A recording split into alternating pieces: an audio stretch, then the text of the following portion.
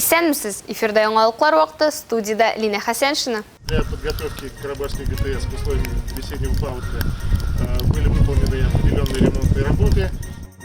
Әлмәт районында язгы ташкынга әзерлек бара. Организовать работу не только сотрудников ГИБДД, которые по данной линии работают постоянно, спасибо большое, но и сельских участковых полномочных полиции. Юллар куркынычсызлыгы мөһимлеген тагын бер кат аз сызыклыйлар. Игра направлена на развитие экологических привычек для молодежи. Калабыз студентлары экологик уенда катнаша. Ознакай район шәһәр мәдәният йортында Татнефть ашык акционерлык җәмгыятенең Ознакай районында һәм Октябрь бистәсендәге бүлекчә һәм предприятиеләре хезмәт коллективларының 2021 ел йомгакларына һәм 2022 ел бурычларына багышланган конференциясе узды. Аның эшендә Татнефть җәмгыяте генераль директоры урынбасары Рөстәм Мөхәммәдиев һәм Ознакай муниципаль район башлыгы урынбасары Роза Галеева катнаштылар. Татнефть Россиядә иң ире нефть чыгару һәм эшкәртү компанияларының берсе. Хәзерге катлаулы шартларда Татнефть компаниясе үз алдына куелган бурычларны уңышлы тормышка ашырып килә. Бу хакта Татарстан Республикасының Дәүләт Советы депутаты Рөстәм Мөхәммәдиев ассызыклап узды. 2021 елда Татнефть компаниясе тарафыннан 27,5 миллион тонна кара алтын табыла. Бу узган ел белән чагыштырганда 12%-ка күбрәк. Компания елдан-ел җитештерүне киңәйтә, яңа эш урыннары булдыра. Гомумән районның социаль-икътисади үсешенә нефтчеләр зур өлеш кертә. Шәһәр һәм авылларда парклар, скверлар яңартыла, урамнар, ишек аллары төзекләндерелә. Агачлар утырту буенча да Ознакай алдынгы урында. Районыбыз үсешендә ярдәм иткән өчен нефтчеләребезгә шәхсән Мәганов Наил Өлфәт улына барлык Ознакайлылар исеменнән зур рәхмәтебезне җиткерәбез, диде район башлыгы урынбасары Роза Галиева. По программе формирования комфортной городской среды в городе Ознакаево завершена реконструкция пешеходной улицы Свиньяки. Ведутся работы по благоустройству набережной реки Черной. 2021 елда хезмәт килешүенең үтәлеше, профсоюз оешмаларының бүгенге көн эшчәнлеге һәм 2022 елга билгеләнгән бурычлар хакында Татнефть җәмгыятенең профсоюз комитеты рәисе урынбасары Ривдар Хамадияровның чыгышы тыңланды. Алга таба очрашу җанлы әңгәмә төсен алды. Теләге булган һәркем үз фикерен, тәкъдимен җиткерде. Очрашу ахырында хезмәт алдынгыларына мактау кәгазьләре, дәрәҗәле бүләкләр тапшырылды. Илмира Шәрифуллина, Рөстәм Әкбаров, яңалыклар вакытта Луш Әлмәт телекомпаниясе. Әлмәт районында язгы ташкынга әзерлек турында фикер алыштылар. Су дәрәҗәсен әзерләү һәм контрольдә тоту буенча эш ел әйләнәсе алып барылса да, бар яклап та әзер торуын хәерле. Кышын яуган кар күләме барлык рекордларны куйды. Теманың дәвамы киләсе сюжетта. В 2021 году производились определенные работы для подготовки к Карабашской ГТС к условиям весеннего паводка. Были выполнены определенные ремонтные работы. Карабаш бистәсе су саклагычы Татарстанның көньяк-көнчыгышында иң зур сулык булып тора. Андагы су күләменең нормада булуына Әлмәт кенә түгел, дала зәе буена урнашкан башка торак пунктларның да куркынычсызлыгы бәйле. Смотрим, мониторим прогноз погоды. Если судить последним данным, со следующей недели... Яңа мәгълүматлар буенча соңгы атнадан башлап интенсив җылыту башлана. Әгәр элек төнлә температура түбән булу сәбәпле су күтәрелү тоткарланып торса, киләсе атнада боз һәм кар эреү интенсив барачак һәм су дәрәҗәсе күтәрелүгә әзер булырга кирәк. Это как-то паводок сдерживало, но на следующей неделе, видать, уже начнется интенсивное таяние. Так что нужно быть готовым.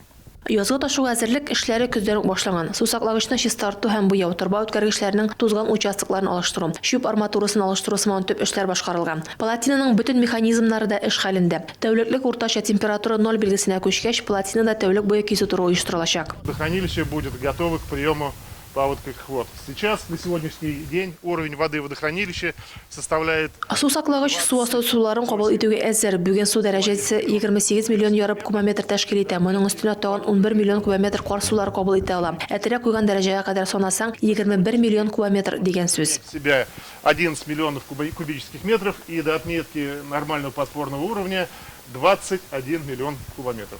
Узган көздә су саклагыч 37 һәм 9 метр су агызу бусагысына кадәр сакланган. Бүгенге көндә бу күрсәткеч 35 һәм 7 метрга кадәр киметелгән. 2 көн дәвамында су дәрәҗәсе тагын 40 сантиметрга киметеләчәк. К ГТСу никаких вопросов, нареканий нет. Они как бы фактор сдерживания всегда ежегодно выполняют. И Гидротехник җайланмага бернинде сораулар һәм шелтәләр юк. Биредә ел саен тоткарлану факторы үтәлә һәм аларның функциясе теләсә кайсы гадәттән тыш хәлгә каршы торырлык итеп башкарыла. Аларның бу елга 21 миллион кубометрлык запасы бар. Шул рәвешле дала зәендә су күтәрелергә тиеш түгел дип уйлыйм. они готовы этот объем воды сдерживать. Тем самым экстренного подъема воды в реке Степной Здай в районе Альметьевска не будет наблюдаться. Комиссия Карабаш су саклагычының язгы ташу әзерлеген тулысынча тикшерде һәм үз карарын чыгарды. Биредә барлык нормалар үтәлгән, су саклагыч гадәттән тыш хәлләргә әзер. Рәдифа Нугманова, Милена Валиева, Марат Халиуллин, яңалыклар вакыты, Луч Әлмәт телекомпаниясе. Яз белән бергә юлларда туган проблемалар турында башкарма комитетында да сөйләштеләр. Биредә юл хәрәкәте куркынычсызлыгы буенча район комиссиясының утырышы үтте. Безнең районда юлда йөрү куркынычсызлыгын үстерүнең максатчан программасы тормышка ашырыла. Шулай ук юлларда иминлекне саклау буенча профилактик эшчәнлекне тагын да яхшырту бурычы өстендә эш алып барыла. Яз көне авыр йөк автомобильләренең юлларга зыян салу ихтималы зур. Шуңа районыбызның гомуми кулланыштагы автомобиль юлларын язгы чорда җимереклекләрдән саклау максатыннан тәкъдимнәр яңгырады. Организовать работу не только сотрудников ГИБДД, которые по данной линии работают постоянно, спасибо большое, но и сельских участковых полномоченных полиции по проверке тяжеловесных транспортных средств на дорогах Альметьевского района на предмет законного перемещения в период весеннего ограничения. Транспортные средства должны иметь специальное разрешение. Россия Ички эшләр министрлыгының Әлмәт районы буенча ЮХИДИ бүлеге начальнигы Валерий Гыйззатуллин үз чыгышында юлларда иминлекне саклау буенча профилактик эшчәнлекне тагын да яхшырту бурычы торуын искәртте. Чөнки сүз кеше гомерләре турында бара. Статистика буенча язгы чор килү белән җәяүләрне бәрдерү аркасында авариялар килеп чыга. Бу елда искәрмә түгел. 2022 елның 2 аенда Әлмәт районы территориясендә нибары 3 юл транспорт һәлакәте булган. Аларда җәяүле имгәгән. Агымдагы елның март ае эчендә тагын җәяүлене бәрдерү очрагы теркәлгән. Аларда бер җәяүле һәлак булган һәм икесе төрле дәрәҗәдәге тән җәрәхәтләр алган. Агымдагы елда җәяүлеләр катнашында 6 юл транспорт һәлакәте булган. Аларда бер кеше һәлак булган, 5 кеше яраланган. Моннан тыш ул балаларның юл транспорт травматизмына да игътибар итте. Бүгенге көндә балалар катнашында 3 юл транспорт һәлакәте булган. Аларда бер бала һәлак булган, икесе имгәнгән. Узган елның шул ук чоры белән чагыштырганда юл транспорт һәлакәтләренең саны 1-гә арткан. Әлмәт районы территориясендә юл хәрәкәтендә катнашучыларның тормышын һәм сәламәтлеген саклау үзебезнең кулларда. Шуңа күрә юлларда игътибарлырак булыйк. Алсу Нуриева, Марат Халиуллин, яңалыклар вакыты, Луч Әлмәт телекомпаниясе. 30 март көнне 16 сәгать 10 минутта Кузайкино авылында юл транспорт хәрәкәте булган. Хрусталев урамы буенча Казан-Оренбург автоюлы ягыннан хәрәкәт иткән БАЗ автомобиле йөртүчесе Совет урамы юнәлешендә куркынычсыз тизлек сайламаган һәм җәяүлене бәрдергән. Башлангыч мәгълүматлар буенча 8 яшьлек бала якынлашып килүче транспорт чарасы булмавына инанмыйча җәяүлеләр кичүеннән тыш юлны чыга торган була. Юл транспорт хәрәкәте нәтиҗәсендә алынган травмалар белән җәяүле Татнефть медико-санитария частиның реанимация бүлегенә хастаханәгә салынган. Ә хәзер кыска вакытлы рекламага бүленәчәкбез. Аның артыннан ук безнең эфирда Программа направлена на развитие экологических привычек для молодежи. Калабыз студентлары экологик уенда катнаша.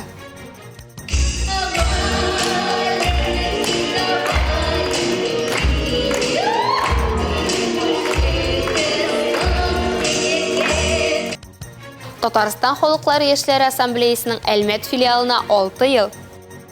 Аның төп нигезе ул кан хәтере белән салынган гаиләдә башланырга тиеш.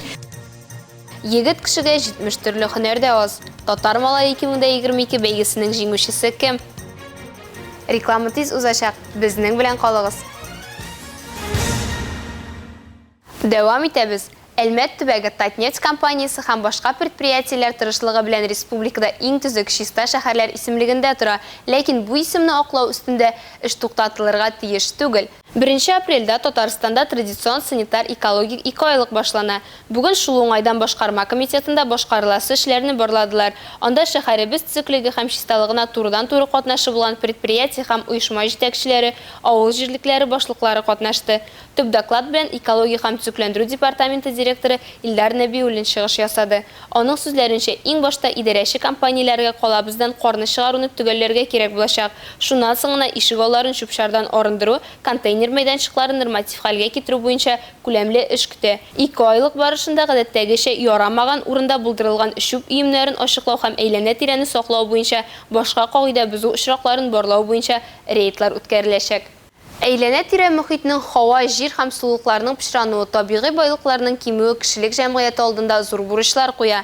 Бу факторлар кеше тормышына, дөньяга карашына, культурасына һәм әхлагына, шулай ук сәламәтлегенә зур йогынты ясый. Мондый шартларда экологик белем һәм тәрбия бирүне көчәйтү зур әһәмияткә ия. Шуңа күрә балаларны кечкенәдән үк үзебез яшәгән як табигатен белергә, аның байлыкларыннан дөрес файдаланырга һәм сакларга өйрәтү бик тә мөһим. Моны чираттагы кабат югары уку йортлары һәм урта махсус уку йортлары студентлары искә төшерде. Алар өчен калабызның яшьләр үзәгендә экоквиз экологик уены оештырылган иде. Экологик тәрбия бирү үзенең актуальлеге белән бүген бөтен кешелек алдында. Чөнки киләчәк буыннар язмышын фән-техника казанышлары түгел, ә җир суларының экологик торышы хәл итәчәк. Җитештерү эшчәнлегенең тизлеге арткан саен экологик проблемалар күбәя бара. Экоквиз дуслар белән вакытны күңелле үткәрү генә түгел, экологик белемнәр дәрәҗәсен дә арттыру өчен менә дигән мөмкинлек. Игра направлена на развитие экологических привычек для молодежи. Уен безнең шәһәр яшьләренең экологик күнекмәләрен үстерүгә юнәлдерелгән. Оештыручы булып игелекле Әлмәт иреклеләр хәрәкәте тора. Шулай ук Татарстан Республикасы волонтерлыгының экологик юнәлешенең ячейкасы «Будет чисто» чиста булачак.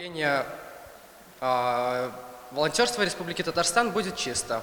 Экологик квиз 7 этаптан торды. Беренче баш мие өчен разминка этабында студентлар сорауны игътибар белән тыңлагач, команда белән җавап бирде. Эконеологизм этабында күптән түгел экологик телдә барлыкка килгән сүзләр һәм сүз тезмәләре турында белделәр. Шулай ук грязно по факту, факт буенча пычрак, бөтенләй бер формуласы, реаль булмаган математика, зарарлы логика этаплары булды.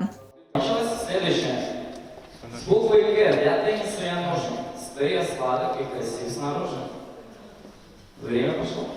Без кешеләр табигатьтән башка бер генә көндә, бер генә сәгатьтә, бер генә минутта яши алмыйбыз. Чөнки барлык тереклек ияләренә дә эчәр өчен саф су, сулар өчен чиста һава кирәк, тукланырга сыйфатлы азык кирәк. Шуңа күрә табигатькә, аның байлыкларына карата сак булырга кирәк. Алсу Нуриева, Марат Хәлиуллин, Яңалыклар вакыты, Луч Әлмәт телекомпаниясе. Яшьләрне йолаларда катнаштыру, мәдәнияткә якынайту, милли мәдәниятләр чараларын һәм гореф-гадәтләрен үстерү, популярлаштыру, иң мөһиме саклап калу ысулы булып тора. Әлеге максат белән инде 6 ел Әлмәт районының Татарстан халыклары яшьләр ассамблеясы шөгыльләнә. Башка елдан аермалы буларак, быел оешма туган көндә җыелыш концерт программасы рәвешендә узды.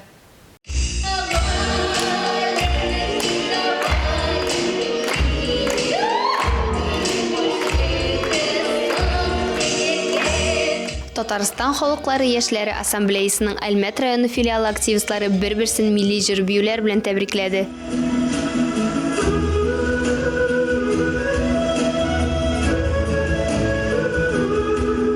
Оешманың актив кызлары һәм егетләре фестиваль форумнарда катнашалар. Үзләре дә төрле чаралар оештыра. 6 ел эчендә Әлмәт филиалы 400 чарада оештыручы һәм катнашучы булган. Узган елның иң зурысы июль аенда узган Каракүз этнофестивале. Быел районыбызда яшәүче барлык милләтләр арасында берничә спорт төрен үз эченә алган спартакиада уздырырга планлаштыралар. Сегодня мы здесь собрались к 6-летию молодежной ассамблеи народа Татарстана в Альметском муниципальном районе. Без монда яшьләр ассамблеясының Әлмәт районы филиалының 6 еллыгын бәйрәм итү өчен җыелдык. Күп эш башкарылды, шуңа күрә быел оешманың туган көненә концерт программасы әзерләдек. Үзебезнең шәнлекне күрсәтү өчен мәктәп укучыларын, студентларны чакырдык. Района и показать о своей деятельности вообще. Калабыз районыбызның Татарстан халыклары яшьләре ассамблеясы филиалының 6 яшенә багышланган бәйрәм чарасына барлык мәктәпләр, үсмерләр клублары, югары һәм урта уку йортлары вәкилләре килде. Котлаучылар арасында Әлмәтнең Бирлек җәмгыяте җитәкчесе Фикрат Бәкиров та бар. Ул яшьләрнең бердәм булуына куанычын, кирәк чакта ярдәм итәчәгенә ышанычын белдерде. Әлмәт районы советы аппараты Роза Афлатунова үзе дә актив яшьлек белән яшәгәнен, иҗтимагый тормышта кайнаганын сөйләде. Яшьләрнең актив, яңалыкка ачык булуын искәртте. От вашего участия в общественной жизни города многое значит. Потому что если вы мыслите, думаете и живете правильными мыслями, у нас будет все замечательно. Район башлыгы җитәкчелеге исеменнән истәлекле бүләкләр тапшырды. Мы едины. Поэтому нам на самом деле нечего делить. И я хочу, чтобы вот это понимание всегда было. Поэтому мы за мир, за дружбу. Поэтому с праздником! Бүгін әлмәттә Татар малайы 2022 бәйгесінің жеңүчеләрен билгеләделәр. Әлеге бәйге районыбызда 2 номинацияда уза: Татар малайы һәм Татар кызы. Аның шартлары буенча балалар бакчаларында тәрбияләнүче балалар татарча матур итеп сөйләшә, җырлый, бии һәм үзләренең күп санлы башка һөнәрләрен күрсәтергә тиешләр. Бәйгенең иң матур мизгелләрен безнең иҗат төркеме дә күреп кайтты. Ана баланы 2 кат тудыра диләр. Беренче кат тән биреп, икенче кат тел биреп. Татар малайы бәйгесендә катнашучы балаларның әниләре чын мәгънәсендә үзләре белән горурлана алалар. Алар балаларына күркәм тәрбия бирүдән тыш туган телләренә мәхәббәт тәрбияли алган. 36-нчы балалар бакчасына килгән ир балалар колабызның төрле бакчаларында тәрбияләнә. Финалга җиткәнче алар 2 тапкыр сайлап алу туры узган. Бирегә әниләре һәм тәрбияче апалары белән килгән. Һәркем аягыннан нык басып тора. Туган телендә камил аралаша, бик оста итеп җырлый, бии, халык музыка уен коралларында да уйнаучылары бар хәтта.